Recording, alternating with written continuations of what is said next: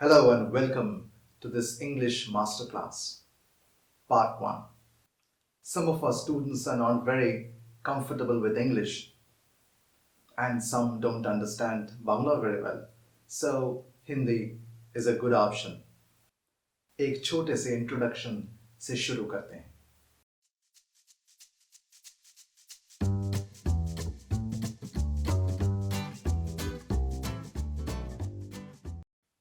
Preposition के संदर्भ में जब हम वर्ब्स को क्लासिफाई करते हैं तो तीन तरह से कर सकते हैं. पहला है फ्रेजल वर्ब्स.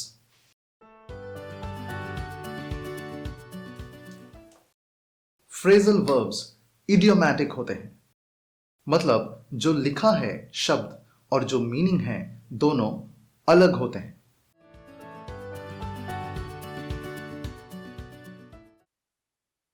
इसका एग्जाम्पल हो सकता है ब्रिंग अप. ब्रिंग अप का एक मीनिंग हो सकता है to start a conversation.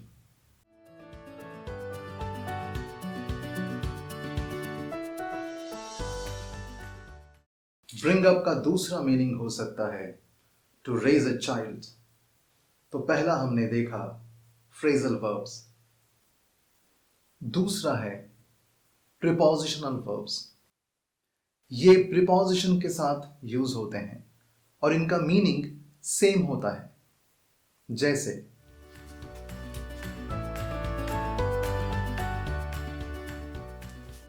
Look for या care for.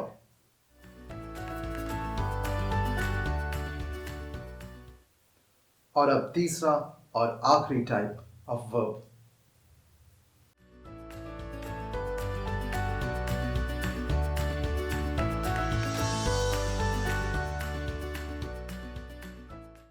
Non prepositional verbs. इस तीसरे और आखिरी वर्ब के ऊपर ही आज हम डिस्कशन करेंगे.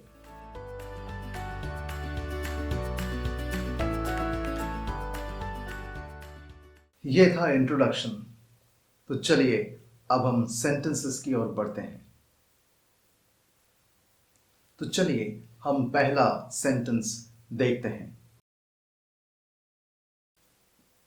After some hesitation, he entered into the strange house.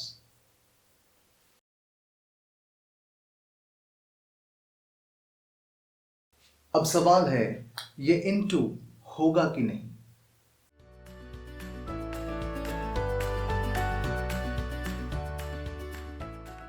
Sentence correction के लिए पहली बात यह है कि हमें वर्ब्स आइडेंटिफाई करना आना चाहिए. इस सेंटेंस में वर्ब है एंटर्ड.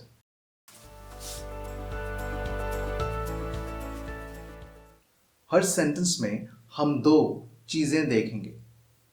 पहला, how to correct the mistake, इसको कैसे सुधारा जाए. और दूसरा, why do we make this mistake, हम ये जनरली मिस्टेक क्यों करते हैं.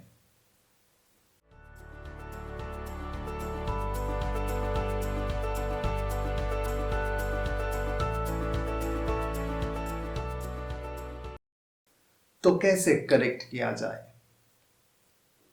इस वर्ब के साथ, एंटर्ड वर्ब के साथ ये प्रीपोजिशन इनटू नहीं होगा.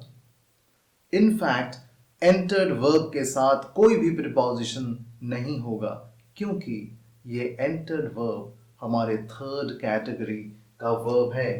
ये एक नॉन प्रीपोजिशनल वर्ब है.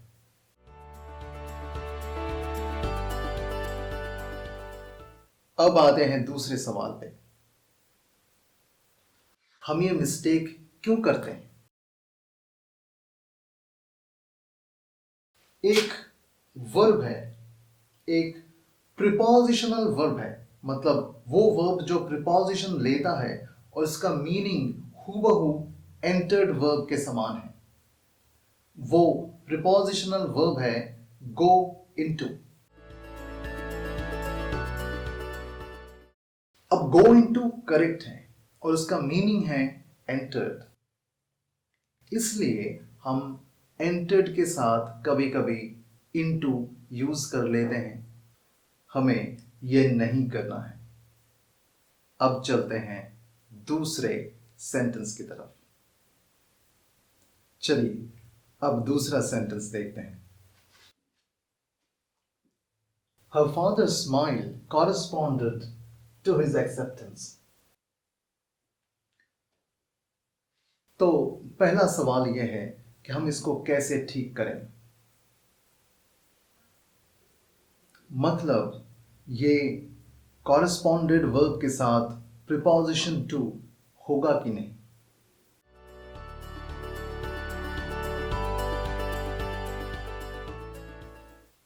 आंसर है हाँ, जरूर होगा, ये करेक्ट है।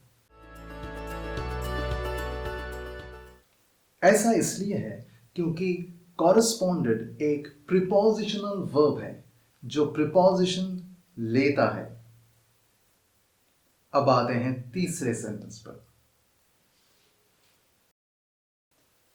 The general suddenly attacked on his enemy.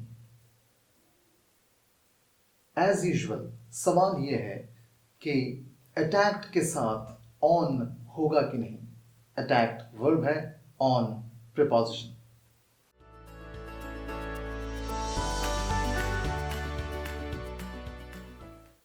तो कैसे ठीक किया जाए।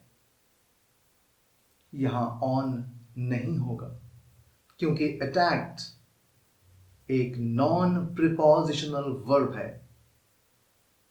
attacked के साथ कोई भी प्रीपोजिशन नहीं होगा। अब दूसरा सवाल, हम ये मिस्टेक अक्सर क्यों करते हैं। उत्तर यह है कि अटैक एक नाउन के तरह भी यूज होता है। अटैक वर्ब भी है और नाउन भी है। एक एग्जाम्पल देखते हैं। The attack on the enemy was successful. इस सेंटेंस में अटैक एक नाउन है।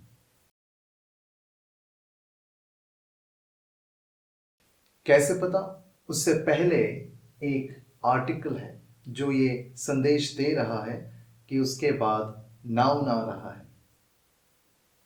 हम नाउन अटैक के साथ ऑन लगाते हैं, इसी वजह से कभी कभी गलती से हम वर्ब अटैक के साथ भी ऑन लगा देते हैं। तो अब चलिए हम चौथे और अंतिम सेंटेंस की तरफ बढ़ते हैं। तो ये है हमारा चौथा और आखिरी sentence. The lunch comprises of 5 items. As usual, question यह है कि comprises वर्ब के साथ of preposition होगा कि नहीं। यानी comprises वर्ब कहीं नॉन प्रीपोजिशनल वर्ब तो नहीं, या वो एक प्रीपोजिशनल वर्ब है। आंसर ये है, comprises एक नॉन प्रीपोजिशनल वर्ब है, यहां कोई भी प्रीपोजिशन नहीं हो सकता। तो हम ये गलती क्यों कर रहे हैं। क्योंकि एक और वर्ब है, प्रीपोजिशनल वर्ब, जिसका मीनिंग कंप्राइजेस के तरह सेम है। वो वर्ब है कंसिस्ट ऑफ।